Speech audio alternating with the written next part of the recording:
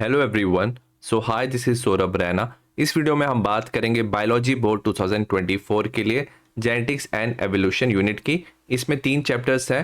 Principal of inheritance and variation, molecular basis of inheritance and evolution. इन तीनों chapter के हम एमसीक्यूज करेंगे और मैंने लास्ट 10 ईयर्स के जो सीबीएसई के पीवाईक्यू एमसीक्यूज हैं वो इंक्लूड किए हैं। इसका पीडीएफ आपको मेरे टेलीग्राम चैनल पर मिल जाएगा, जिसका लिंक डिस्क्रिप्शन में है। सबसे पहले हम बात करेंगे चैप्टर नंबर 4 की, principle of inheritance and variation. Question number 1 है, एजर्शन दिया है in a monohybrid cross between tall and dwarf plant F2 generation show tall and dwarf plant in ratio of 3:1। तो एजर्शन हमारा करेक्ट है। अगर हम बात करें, सपोज हमारे पास टॉल प्लांट है, कैपिटल टी स्मॉल टी, ये पेरेंट है, ठीक है।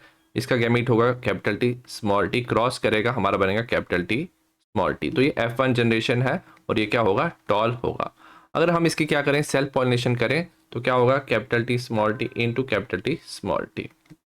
पनट स्क्वायर हम बना लेते हैं, ठीक है। ये हो जाएगा capital T small T capital T small T. तो ये हमारा बन जाएगा capital T capital T capital T small T capital T small T small T small T. तो इसमें क्या होगा, याद रखना, जो कैपिटल टी है, capital T capital T small T, ये तीनों क्या आ जाएंगे, टॉल आ जाएंगे। और वेर स्मॉल टी, जो स्मॉल टी है वो क्या आएगा, ड्वार्फ आएगा, ठीक है। और इसकी क्या रेशियो होती है, 3:1। तो पहली स्टेटमेंट करेक्ट दी है। रीजन दिया है, there is no blending of characters in the F2 generation. Reason हमारा क्या है, करेक्ट है। ब्लेंडिंग ऑफ कैरेक्टर्स नहीं होते, मतलब अगर सपोज कैपिटल टी और स्मॉल टी साथ में है ना, तो दोनों मिक्स करके मीडियम साइज का प्लांट नहीं बनाते, तो सिर्फ टॉल ही बनता है, लॉ ऑफ डोमिनेंस फॉलो होता है। तो एजर्शन रीजन करेक्ट है और इसका ये करेक्ट एक्सप्लेनेशन है। तो option number A is correct. Question number 2 है, the number of different type of gametes that would develop in organism with genotype capital A capital B capital C capital D small d. हमें बताना है कि एक genotype दिया हुआ है, capital A capital B capital C capital D small d. इसमें कितने तरह के गैमेट्स बन सकते हैं, ठीक है। तो याद रखना, सबसे पहले ना यहाँ पे देखोगे 4 क्या है, जीन्स हैं, ठीक है। तो जब ये गैमेट्स बनाएंगे ना, तो एक में आ सकता है capital A capital B capital C capital D. तो ये एक तरह का गैमेट बन सकता है और दूसरा बन सकता है capital A capital B capital C and small d, ठीक है। तो इसमें सिर्फ 2 ही तरह के गैमेट्स बन सकते हैं। तो option number B is correct. Question number 3 है, in Pisum sativum the pod colour में बी ग्रीन। जो ग्रीन है कैपिटल जी से रिप्रेजेंट करते हैं, तो ये क्या है, डोमिनेंट है। और येलो क्या है, स्मॉल जी से, ये क्या है, रिसेसिव है। ये पॉड का colour. What percentage of the offspring with the green pod color trait would be obtained in the cross of capital G small G, ठीक है। अगर हम क्रॉस करते हैं कैपिटल जी स्मॉल जी का, अगर आप क्रॉस करते हो ना, तो इसमें क्या बन जाएगा, गैमीट आ जाएंगे। एक कैपिटल जी आएगा, एक स्मॉल जी आएगा, कैपिटल जी स्मॉल जी, ठीक है। अगर आप इसका क्रॉस करोगे तो हमारा फाइनल बन जाएगा capital G small G capital G small जी। अब कैपिटल जी जो है वो डोमिनेंट है, तो एज ए रिजल्ट ये जो तीनों है, ये क्या हो जाएंगे, इनका कलर क्या हो जाएगा, ग्रीन हो जाएगा, ठीक है। और जो लास्ट वाला होगा, इसका कलर क्या होगा, येलो होगा। तो 3:1 रेशियो में क्या आ रहा है, ग्रीन एंड येलो। इन्होंने परसेंटेज पूछा है, सो 3:1 रेशियो में ये कितना हो जाएगा, 75% हो जाएगा। तो option number C is correct. Question number 4 है, child with blood group O. Child का ब्लड ग्रुप ओ है, फादर का ब्लड ग्रुप क्या है, ए है, मदर का बी है। What would be the possible genotype of the parents and the child, choose the correct option. अगर हम बात करें ना कि अगर फादर मदर ए बी है और चाइल्ड ओ है, तो याद रखना, फादर और मदर क्या होंगे, हिट्रोजाइगस पेरेंट होंगे। मतलब सपोज फादर क्या हो सकता है, कैपिटल आई ए स्मॉल आई, और मदर हो सकती है capital I B small i, ठीक है। अगर गैमिट्स की बात करें, इसमें आ जाएगा capital A small i, 2 gametes बन जाएंगे इसमें, capital I B small i, ठीक है। तो इसमें ना चारों तरह के ब्लड ग्रुप बन सकते हैं, ठीक है। तो एक ये बन सकता है, ठीक है। नेक्स्ट बन सकता है capital I A small I capital I B small i and small i, ठीक है। तो अगर पेरेंट्स हिट्रोजाइगस है, एक ए है एक बी है, तो या पहले वाला हो जाएगा blood group A B, second वाला हो जाएगा ए, थर्ड वाला बी, और लास्ट वाला क्या हो जाएगा, ब्लड ग्रुप ओ स्मॉल आई। तो इसका अगर हम बात करेंगे, ऑप्शन नंबर जो हमारा सेकंड है वो करेक्ट है। जो चाइल्ड होगा जिसका ब्लड ग्रुप ओ है, वो स्मॉल आई होगा, और पेरेंट क्या क्या होगा, capital I A small I capital I B small आई, तो option number B is correct. Question number 5 है given below are the pair of contrasting trait in Pisum sativum as studied by Mendel, select the incorrect mention option from the table given below. ठीक है, हमें incorrect option बताना है। Flower colour जो dominant है वो violet होता है, रिसेसिव वाइट, ये करेक्ट है। पॉड शेप इन्फ्लेटेड डोमिनेंट होता है, रिसेसिव कंस्ट्रिक्टेड होता है, ये भी करेक्ट है। स्टेम हाइट जो टॉल है डोमिनेंट होता है, रिसेसिव होता है, ड्वार्फ। वेरएस जो फ्लावर पोजीशन होता है ना, जो डोमिनेंट होता है वो याद रखना क्या होता है, एक्सियल होता है। ठीक है, एक्सियल पोजीशन क्या होता है, डोमिनेंट होता है, और टर्मिनल पोजीशन क्या होता है, रिसेसिव होता है। तो इसका option number 4 is correct. Question number 6 है how many type of gametes can be produce in a diploid organism which is heterozygous for 3 loci.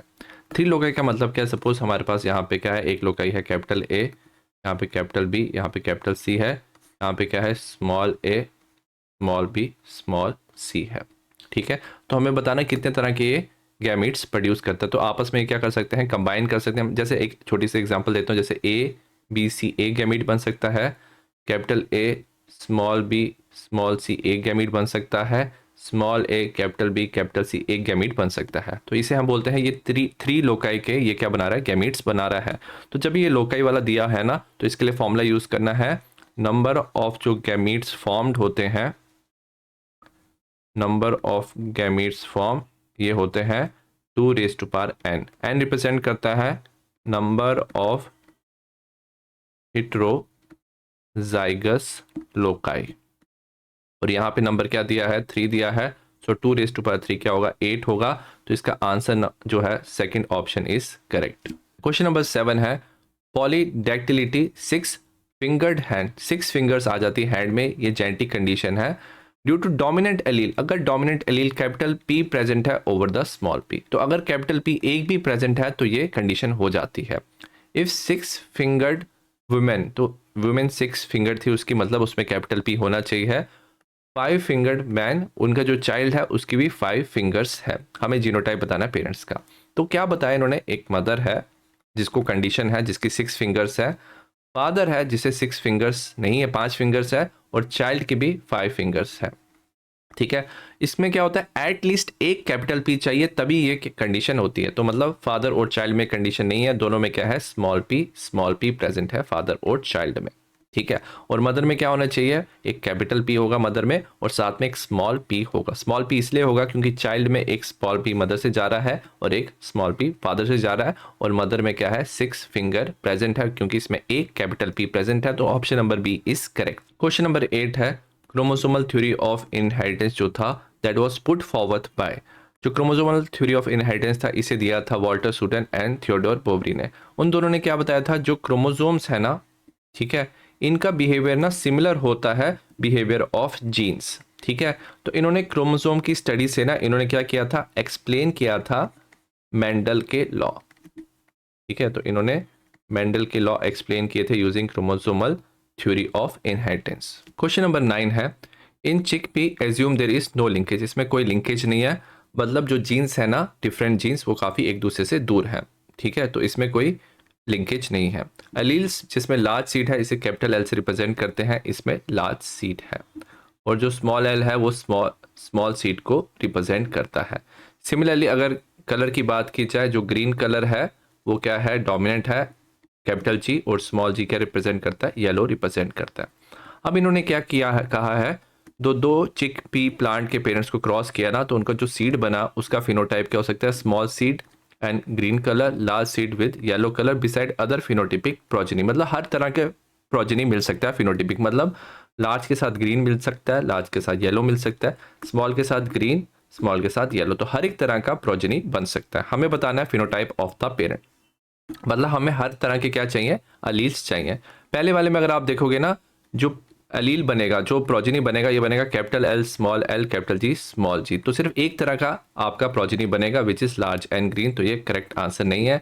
Second वाले में अगर हम बात करें, यहाँ पे स्मॉल जी स्मॉल जी स्मॉल जी स्मॉल जी है, तो लार्ज हो सकता है, स्मॉल भी हो सकता है क्योंकि एक तरफ कैपिटल एल है, बट येलो बनेगा, ग्रीन नहीं बनेगा, तो ये भी गलत है। थर्ड वाले में small L small L small L small L, तो मतलब क्या होगा, इसका जो साइज होगा स्मॉल ही होगा क्योंकि कहीं पे भी कैपिटल एल नहीं है, तो ये भी गलत है। वेरस फोर्थ वाले में एक तरफ कैपिटल एल भी है, स्मॉल एल भी है, कैपिटल जी भी है, स्मॉल जी भी है। तो इस फोर्थ वाले में अगर आप बनाओगे आपको चारों तरह के ट्रेड्स दिखाई देंगे। तो option number D is correct. Question number 10 है, in a dihybrid Mendelian cross garden pea plant heterozygous for yellow flower and round seed.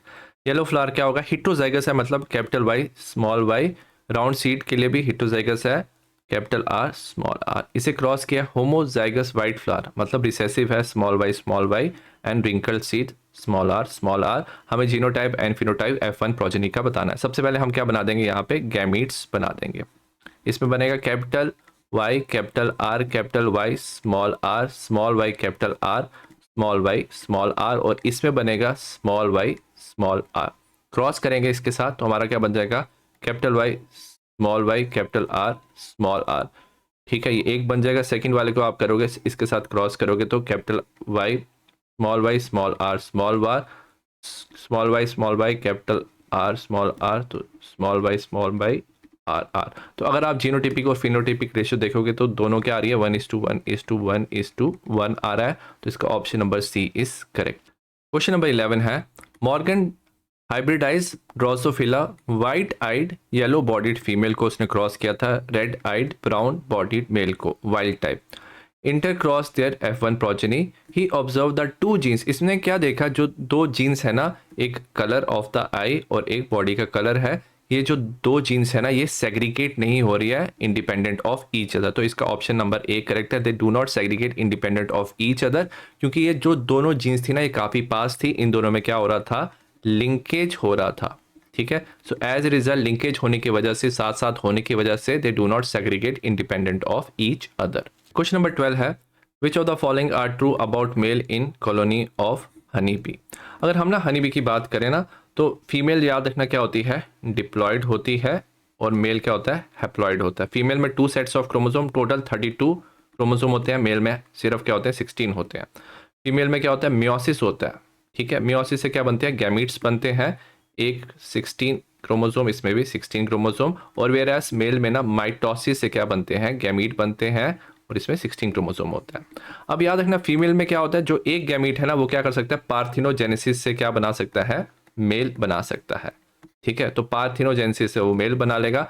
Whereas another gamete क्या कर सकता है, मेल के गैमीट के साथ कंबाइन करके 32 क्रोमोसोम वाला फीमेल बना सकता है। तो ये चीज आपको याद रखनी है। तो सबसे पहला ऑप्शन क्या दिया है, दे हैव 16 क्रोमोसोम पर सेल। हम मेल की बात करें ये करेक्ट है। They produce sperm bye meiosis, तो ये रॉन्ग है क्योंकि माइटोसिस से मेल स्पर्म बनाता है। They have grandfather but not father, तो ये भी करेक्ट है। अगर हम बात करें मेल की, मेल कहाँ से आया था, मेल आया था फीमेल से। ठीक है, फीमेल के जो क्या था, जो एग था ना उसकी पार्थिनोजेनेसिस से मेल बना था। वेराज जो फीमेल बनी थी वो किससे बनी थी, वो बनी थी मेल और फीमेल के गैमिट्स के कॉम्बिनेशन से। तो इसका ग्रैंडफादर होता है बट फादर नहीं होता, ये करेक्ट है। All male in colony are haploid except 1, ये भी गलत है क्योंकि सारे मेल क्या होते हैं, हैप्लॉइड होते हैं। तो option number 1 and 3 are correct answer. तो इसका option number A is correct. Question number 13 assertion है, in thalassemia and abnormal myoglobin chain is synthesised due to gene defect, ये गलत है। अब याद रखना थैलेसीमिया जो होता है ना ये ना क्वांटिटेटिव क्या होता है, डिफेक्ट होता है। इसमें ना अल्फा और बीटा चेन की जो सिंथेसिस है ना वो कम हो जाती है, वो एबनॉर्मल नहीं बनती, उसकी जो सिंथेसिस है वो क्या होता है, वो कम बनता है। एज ए रिजल्ट थैलेसीमिया होता है। वेरस यहाँ पे क्या दिया, एबनॉर्मल मायोग्लोबिन, तो ये गलत है। रीजन दिया है alpha thalassaemia is controlled by gene HbA1 HbA2 in chromosome 16, तो ये करेक्ट है। एजर्शन गलत है, रीजन करेक्ट। तो option number D is correct. Question number 14 है, the cause of Klinefelter syndrome in human is because of. जो Klinefelter syndrome है अगर उसकी बात करें तो क्या होता है, 44 ऑटोसोम होते हैं और जो सेक्स क्रोमोसोम है वो XXY हो जाता है। तो एक जो X क्रोमोसोम है ना वो ज्यादा हो जाता है, तो ऑप्शन नंबर बी करेक्ट है। An extra copy of X chromosome आ जाता है। क्वेश्चन नंबर 15 है, given diagram depict a karyotype obtain after analysis of foetal cell for probable genetic disorder. तो जेनेटिक डिसऑर्डर का हमें क्या दिया, कैरियोटाइप दिया हुआ है, न्यूक्लियस दिखाया है, क्रोमोसोम्स दिख रहे हैं हमें। Based on karyotype the chromosomal disorder हमें बताना है अनबॉर्न फीटस का, और हमें सिम्टम्स बताने हैं। ठीक है, अगर आप इसमें देखोगे ना क्रोमोसोमल जो 21 है इसमें याद रखने 3 हो चुके हैं, तो इसे हम 21 क्रोमोसोम की क्या बोलते हैं, ट्राइसोमी कहते हैं। ठीक है, तो 2 की जगह क्या है, यहाँ पे 3 क्रोमोसोम है, तो ये याद रखना क्या होता है, डाउन सिंड्रोम होता है। ठीक है, तो दिस इज डाउन सिंड्रोम। और डाउन सिंड्रोम में याद रखना furrow tongue and short stature होता है, तो option number B is correct. Question number 16 है the autosomal disorder disease in human is. Autosomes में जो डिजीज होती है वो कौन सी वाली है? कलर ब्लाइंडनेस याद रखना सेक्स क्रोमोसोम में होता है। थैलेसीमिया जो है वो ऑटोजोमल डिसऑर्डर डिजीज है, वेरस हीमोफीलिया और टर्नर सिंड्रोम भी सेक्स क्रोमोसोम की वजह से होता है।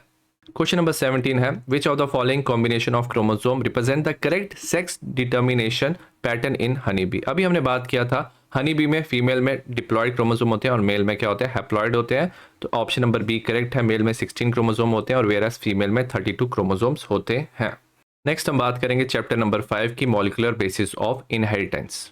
क्वेश्चन नंबर 1 है which of the following effect on histone protein in the nucleus on neutralization of their positive charge. अब याद रखना जो हिस्टोन्स होते हैं ना, ये जो प्रोटीन होते हैं इनका क्या चार्ज होता है? पॉजिटिव चार्ज होता है। और वेरस जो डीएनए है ना उसका क्या होता है? Negative charge. तो जो डीएनए है ना वो क्या होता है? कॉइल्ड होता है अराउंड द हिस्टोन और ये ना बनाता है न्यूक्लियोसोम्स बनाते हैं। ठीक है, तो अगर आपने क्या किया इसको न्यूट्रलाइज कर दिया ना हिस्टोन्स को, सो एज ए रिजल्ट क्या होगा? They would separate from the DNA. अब उनकी अट्रैक्शन नहीं होगी डीएनए से क्योंकि चार्ज चला गया है, सो वो सेपरेट हो जाएंगे डीएनए से। क्वेश्चन नंबर 2 है a DNA molecule is 60 base pair long. 60 base pair दिया हुआ है तो मतलब टोटल 320 बेसिस है। It has 30% guanine. How many adenine bases are present in the DNA molecule? हमें पता है एडेनिन और थायमिन का जो नंबर है वो इक्वल होता है, ग्वानिन और साइटोसिन का नंबर क्या होता है? इक्वल होता है। और डीएनए में ये चारों ही प्रेजेंट होती है। अगर ग्वानिन कितना दिया है? 30% दिया हुआ है। ठीक है, तो साइटोसिन भी कितना होगा? 30% होगा क्योंकि नंबर इक्वल है। बट हमें क्या बताना है? एडेनिन का। तो वेयर एस अगर आप 100 में से 30 माइनस 30 करते हो तो क्या बच जाता है? 40%। तो 40% में 20% एडेनिन का होगा और 20% किसका होगा? थायमिन का होगा। ठीक है, तो 20% एडेनिन प्रेजेंट है आउट ऑफ 320, क्योंकि 60 बेस पेयर दिया था तो हम लिखेंगे 20% ऑफ 320। तो लिखेंगे 320 इंटू 20%, ये 0 0 कैंसिल हो जाएगा, ये बन जाएगा 64। तो option number B is correct. Question number 3 है इन प्रोकैरियोट्स जैसे ई कोलाई जो डीएनए है in the nucleoid organize as, कैसे ऑर्गेनाइज होता है? सबसे पहले negatively charge DNA wrap around histone, तो इसमें हिस्टोन प्रेजेंट नहीं होते। Densely packed chromatin with NHC protein. NHC क्या होता है? नॉन हिस्टोन क्रोमोसोमल प्रोटीन, तो ये भी प्रेजेंट नहीं होते। Large loop held by protein, तो ये जो सी ऑप्शन है ये करेक्ट है, इसमें लार्ज लूप होते हैं, हेल्ड करते हैं by protein. Many repeated unit of nucleosome, nucleosome present नहीं होते। क्वेश्चन नंबर 4 है given below is list of steps Meselson and Stahl carried out in their experiment. उन्होंने ये एक्सपेरिमेंट में स्टेप्स किए थे ताकि वो प्रूव कर पाए जो डीएनए रेप्लिकेशन है वो सेमी कंजर्वेटिव है। हमें सिलेक्ट करना है ऑप्शन जो देता है correct sequence of the step followed by them. तो ये हमें डिफरेंट सीक्वेंस दिया, हमें इसका करेक्ट ऑर्डर में इसे अरेंज करना है। सबसे पहले ना हम बैक्टीरिया को नाइट्रोजन 15 वाले मीडियम में ट्रांसफर करते हैं, तो ये वाला स्टेप क्या होगा? पहले होगा, ये थर्ड वाला स्टेप सबसे पहले होगा। उसके बाद हम क्या करते हैं, जो बैक्टीरिया है उसमें नाइट्रोजन 15 डीएनए आ जाता है क्योंकि नाइट्रोजन 15 मीडियम में उसे ग्रो किया था, तो उसके बाद फोर्थ वाला आएगा। उसके बाद हम बैक्टीरिया को ट्रांसफर करते हैं नाइट्रोजन 14 वाले मीडियम में और हम सैंपल लेते हैं एवरी 2 मिनट्स। उसके बाद फर्स्ट स्टेप आ जाएगा। फर्स्ट स्टेप के बाद ना सेकंड स्टेप आएगा। ऑल बैक्टीरिया में क्या आ जाएगा? हाइब्रिड डीएनए आ जाएगा, मतलब एक नाइट्रोजन 14 और एक नाइट्रोजन 15 वाला डीएनए प्रेजेंट होगा। और लास्ट में स्टेप नंबर क्या आ जाएगा? 5 हो जाएगा। तो बैक्टीरिया में 2 तरह के डीएनए हो सकते हैं, या तो सिर्फ नाइट्रोजन 14 वाला डीएनए होगा क्योंकि नाइट्रोजन 14 वाले मीडियम में ग्रो कर रहा है, नहीं तो हाइब्रिड डीएनए होगा जिसमें 14 और 15 प्रेजेंट है। 15 मतलब पेरेंट का वो स्ट्रैंड आया हुआ है। तो ये जो सीक्वेंस है ये सी ऑप्शन में दिया हुआ है, तो option number C is correct. Question number 5 की बात करेंगे Meselson and Stahl carried out centrifugation in CH-Cl2 density gradient to separate. इसने किस चीज को सेपरेट किया था? इसने नॉर्मल डीएनए मतलब जिसमें दोनों नाइट्रोजन 14 था उसे सेपरेट किया था नाइट्रोजन 15 वाले डीएनए से। क्वेश्चन नंबर 6 है a region of coding strand of DNA has the following nucleotide sequence दिया। 5 प्राइम से 3 प्राइम की हमें सीक्वेंस दी है, कोडिंग स्ट्रैंड की दी है। हमें ना एमआरएनए बताना जो ट्रांसक्राइब होगा। अब जो कोडिंग स्ट्रैंड है ना और एमआरएनए है उनकी सीक्वेंस ऑलमोस्ट सेम होता है, बट डिफरेंस क्या होता है? जो थायामीन है ना, ठीक है, जो कोडिंग में होता है वो रिप्लेस हो जाता है यूरासिल से, और बाकी सारी चीजें क्या होती है? सेम होती है। तो वो भी क्या होगा? 5 प्राइम से 3 प्राइम होगा, ठीक है, एमआरएनए। और हम लिखेंगे टी की जगह हम यू लिख देंगे, बाकी चीज़ें क्या हो जाएंगी, सेम रहेंगी। ठीक है, तो अगर आप बात करेंगे ऑप्शन नंबर जो ए है that is correct answer. Question number 7 है which one of the following statement describe the function of promoter in transcription unit. याद रखना ट्रांसक्रिप्शन यूनिट में जो प्रमोटर है ना वहां पे क्या होता है, ट्रांसक्रिप्शन शुरू होता है। सबसे पहले दिया signal of termination of polypeptide chain, ये गलत है। सेकंड दिया serve as a sequence where the transcription will initiate, तो जो बी ऑप्शन है वो करेक्ट आंसर है। क्वेश्चन नंबर 8 है in transcription unit in DNA one is located towards 3 prime end of the second strand, it usually define the end of process of transcription. हमें choose करना है correct 1 and second from the option given below. ठीक है, अगर transcription unit की बात करें ना तो यहाँ पे क्या होता है, एक 3 प्राइम से 5 प्राइम होता है, इसे हम क्या बोलते हैं, टेम्पलेट स्ट्रैंड कहते हैं। ठीक है, और एक होता है 5 प्राइम से 3 प्राइम जिसे हम कोडिंग स्ट्रैंड कहते हैं। अब इंपॉर्टेंट चीज़ क्या है, जो टेम्पलेट स्ट्रैंड है उसकी ट्रांसक्रिप्शन होती है और यहाँ पे क्या रीजन प्रेजेंट होता है, प्रमोटर रीजन प्रेजेंट होता है। ठीक है, और यहाँ पे क्या होता है, एंडिंग वाले पोर्शन में क्या होता है, टर्मिनेटर, जहाँ पे टर्मिनेशन होता है प्रोसेस का ऑफ ट्रांसक्रिप्शन। अब बट हम जो पढ़ते हैं ना वो on the basis of coding strand पढ़ते हैं, तो मतलब हम बोलते हैं 5 प्राइम पे प्रमोटर है, 3 प्राइम पे टर्मिनेटर है। ठीक है, तो यहाँ पे क्या दिया है इन्होंने, the in transcription unit the one is located at 3 prime end of 2 strand. तो हम जब पढ़ते हैं ना तो हम हमेशा कोडिंग स्ट्रैंड को पढ़ते हैं, तो 3 prime end of coding strand में क्या प्रेजेंट है, टर्मिनेटर रीजन प्रेजेंट है which define as end of process of transcription. तो इसका ऑप्शन नंबर ए करेक्ट है, terminator and coding strand. Question number 9 है given below is heterogenous RNA, तो ये ना HNRNA होता है। ठीक है, during the eukaryotic transcription HNRNA से ना याद रखना mRNA बनता है। अब जो HNRNA होता है ना उसमें ना इंट्रॉन और एक्सॉन्स दोनों प्रेजेंट होते हैं, तो इंट्रॉन्स को रिमूव करना होता है। तो यहाँ पे ये वाला जो पोर्शन दिया हुआ है ये क्या है, इंट्रॉन है। तो स्प्लाइसोसोम्स क्या करते हैं, इंट्रॉन्स को क्या करते हैं, रिमूव करते हैं। और तो अगर हम काउंट करेंगे 1 2 3 4 5 6 7, तो 7 क्या है, इंट्रॉन्स प्रेजेंट है। और बाकी वाला जो पोर्शन होगा वो एक्सॉन होगा, ये हो जाएगा 1 2 3 4 5 6 7 8, तो 8 पोर्शन क्या हो जाएगा, हमारा एक्सॉन हो जाएगा। तो how many introns and exons respectively are formed in this HNRNA, तो 7 और 8 हमारा आंसर है, तो ऑप्शन नंबर डी करेक्ट है। तो इंट्रॉन्स क्या हो जाते हैं, रिमूव हो जाते हैं, एक्सॉन जुड़ के mRNA बनाते हैं। क्वेश्चन नंबर 10 है in bacterium when RNA polymerase bind to the promoter on transcription unit during transcription it terminate the process, ये गलत है।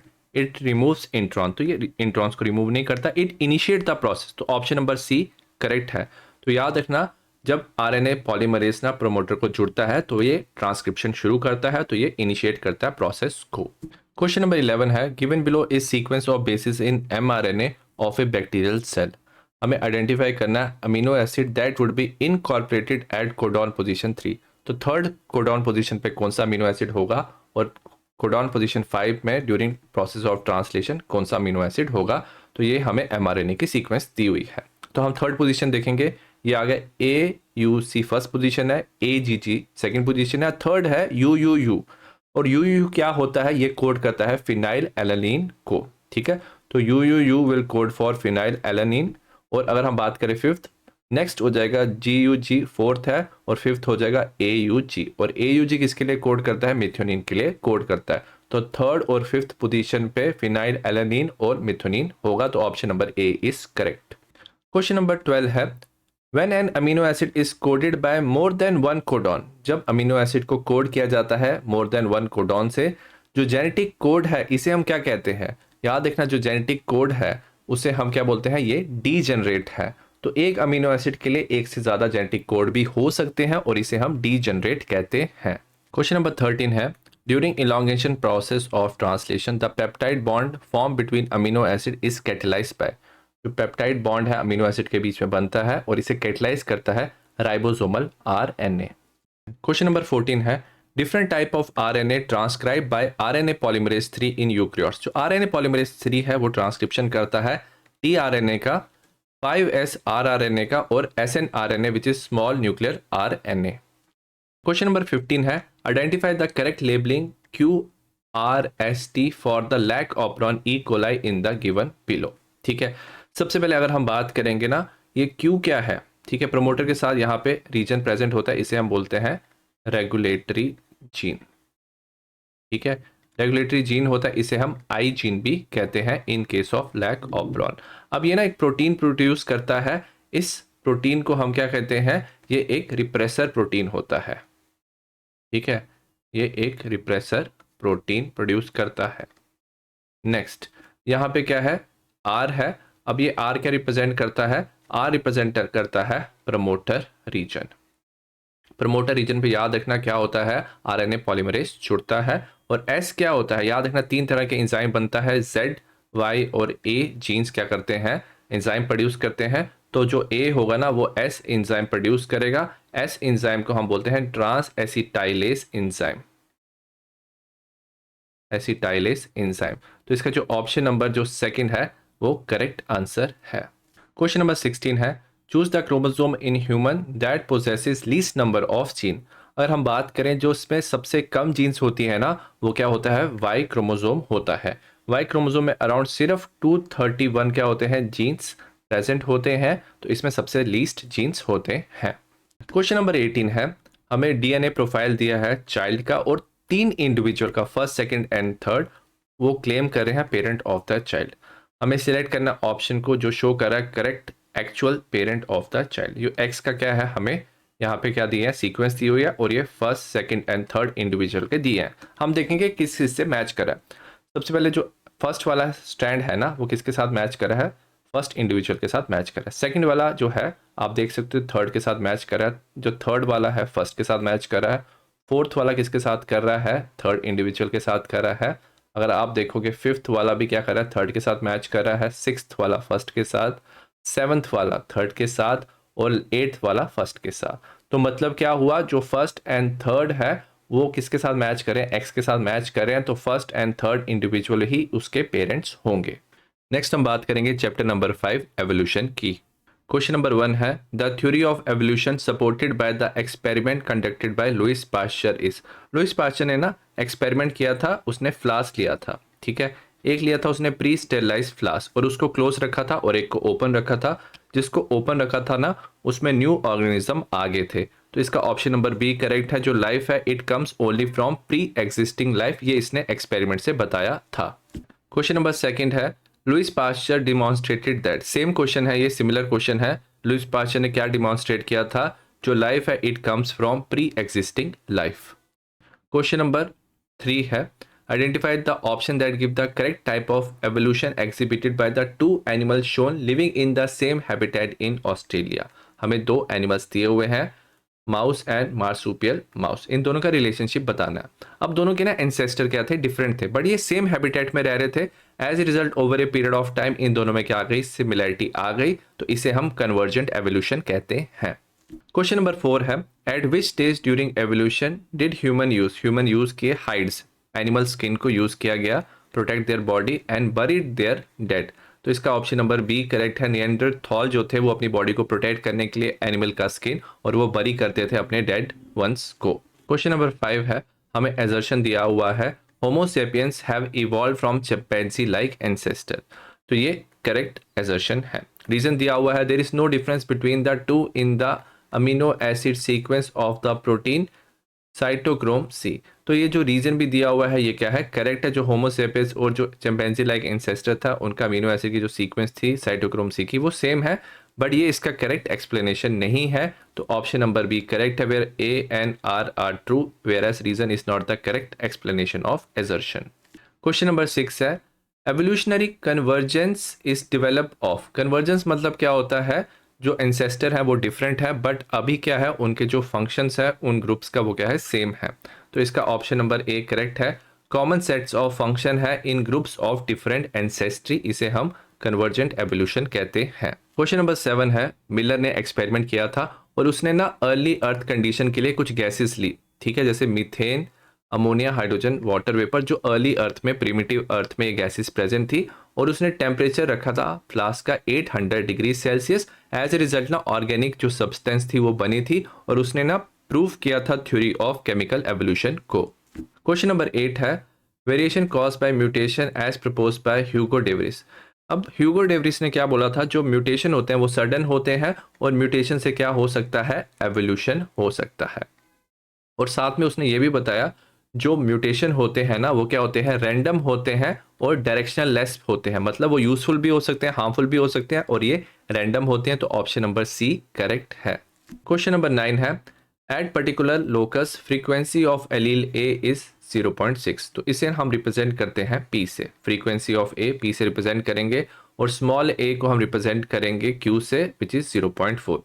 What would be the frequency of heterozygotes in random mating population at equilibrium?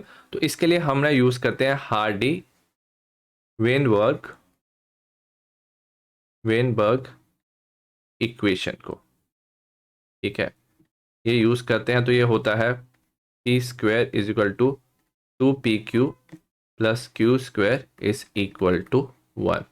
ठीक है, हमें क्या दिया हुआ है, हिट्रोजाइगोट्स का बताना है। हिट्रोजाइगोट्स मतलब जिसमें क्या है, दो डिफरेंट प्रेजेंट है, तो ये हो जाएगा 2pq। pq मतलब क्या होता है, ये डिफरेंट होते हैं, तो ये हिट्रोजाइगोट्स है। पी स्क्वायर क्या है, होमोजाइगस है। क्यू स्क्वायर भी क्या होता है, होमोजाइगस। पी स्क्वायर मतलब पी होता है, क्यू स्क्वायर मतलब क्यू होता है। तो पी क्यू क्या होता है, हिट्रोजाइगोट्स होते हैं। तो इसका हम वैल्यू लिख लेंगे, ये हो जाएगा 2 इंटू पी का वैल्यू कितना दिया है हमने 0.6 लिया था, इसका लिया था 0.4। ये हमारा आंसर आ जाएगा, ये आ जाएगा 0.48। तो ऑप्शन नंबर जो डी है that is correct. Question number 10 है correct sequence in the evolution of modern man. तो सबसे पहले ना ड्रायोपिथिकस आया था, फिर ऑस्ट्रेलोपिथिकस, होमो हैबिलिस, होमो इरेक्टस, देन होमो सेपियंस। होमो सेपियंस सबसे एंड में आया था। तो ऑप्शन नंबर जो ए है दैट इज करेक्ट।